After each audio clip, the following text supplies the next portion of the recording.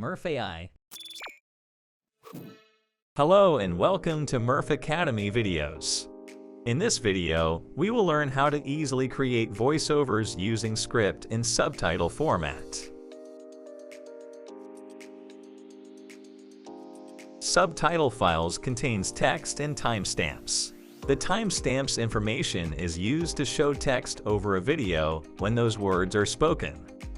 You can use a subtitle file to generate voiceover for an existing video and perfectly align the generated voiceover. Let's get started by navigating to the studio home to create a new project. To import the SRT file, click on Import Script on the side panel on the left. Murf Studio Support.SRT file format for the subtitle import. Select a file from your computer or drag and drop to the window. After processing the file, you are taken to SRT Import Wizard. Studio automatically splits the content of the subtitle file into blocks and synchronizes them based on timestamps. However, there are instances where the generated voiceover might exceed the duration specified in the timestamps. This can happen due to narration styles and the pacing of the different voices. A voice with fast pace would create voiceover with shorter duration than a voice with slower pace. This can also happen due to error in the timestamps in subtitle file. The blocks with the duration exceeding the timestamp are highlighted in red on the timeline and are also listed in the side panel. The side panel also suggests different ways to fix these errors. Clicking on items in the side panel would take you to the block in the script editor. We can see the difference between duration in subtitle file and the duration of the generated audio in the side panel. The difference is also highlighted visually in the timeline. These errors can be fixed in 4 ways. By increasing the speed of the voiceover, by using a voice with faster pace, by reducing the text in the script, and finally by accepting the generated audio length if it fits your project. Let's go through each way one by one to understand them better. Let's start with changing the voice. If the difference in the durations is small, the issue can be fixed by choosing a voice with a faster pace. Let's see this at work.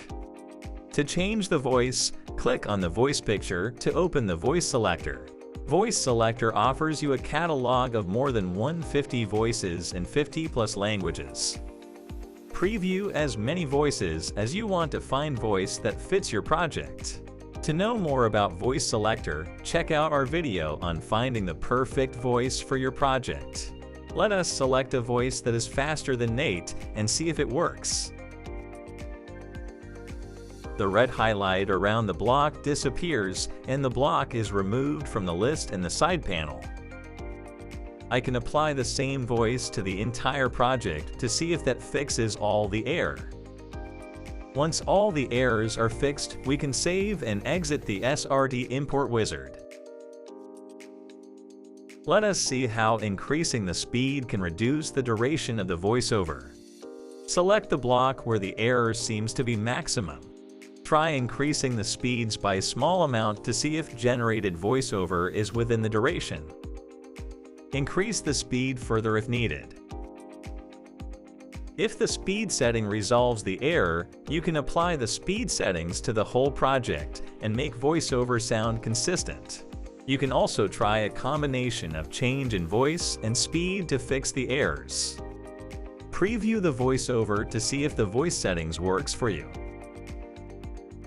For those blocks where change in speed and voice don't resolve the error, reducing the text can help. You can reduce the words or rephrase your text to convey the message in fewer words.